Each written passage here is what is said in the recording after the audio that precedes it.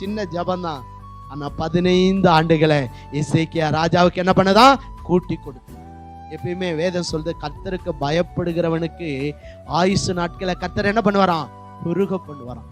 துன்மார்க்கனுடைய வருஷங்களை என்ன பண்ணுமா? குறுகி போகுமா. பாவம் உங்க ஆயுளை என்ன பண்ணும்? குறைச்சிடும்.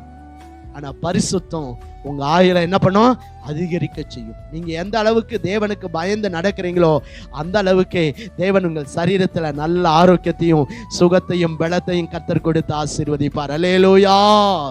கர்த்தருடைய நாமத்துக்கே ஸ்தோத்திரம். ஜெபம் எல்லாவற்றையும் மாற்றக்கூடிய வல்லமை உள்ளது. உங்க வியாதியை மாற்றுமா மாத்தாதா? உங்க பிரச்சனையை மாற்றுமா மாற்றாதா? உங்க தேவையை சந்திக்குமா சந்திக்காதா? ஆமென். அல்லேலூயா. அப்போ உங்க வறுமைக்கு, கண்ணீருக்கு, துக்கத்துக்கு முடிவு உண்டாகனா நீங்க தேவ சமூகத்துல அண்ணால போல, எசேக்கியா ராஜாவை போல போய் என்ன பண்ணோம்? கண்ணீர் விட்டு மிகவும் அழுது நீங்கள் ஜெபிக்க வேண்டும். அல்லேலூயா. ஒரு ஜெப நேரத்தை நீங்க வச்சுக்கணும். ஒவ்வொரு நாளும் இந்த மணி நேரத்துல கர்த்தருடைய சமூகத்துல போய் நான் ஜெபம் பண்ண, ஒரு எல்லாத்துக்கும் ஒரு டைம் வச்சிருக்கீங்களே, அந்த மாதிரி ஜெபிப்பதற்கென்று உங்களுக்கு ஒரு டைம் இருக்கணும்.